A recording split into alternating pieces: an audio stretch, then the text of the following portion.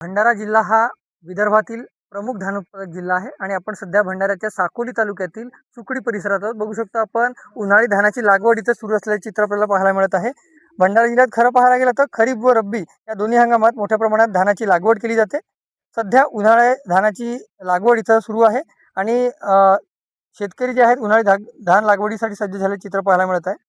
भंडारा जिल्ह्यातील साकोली तालुक्यातील सुकडी परिसरात सध्या धानाची रोवणी जोरात सुरू असून शेतशिवारात शेतकऱ्यांची लगबग पाहायला मिळत आहे.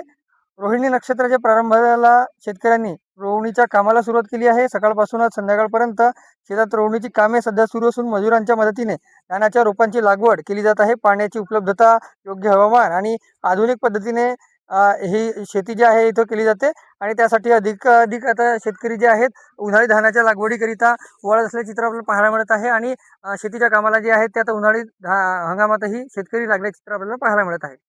रुपेश सपाटे, टी9 मराठी, भंडारा.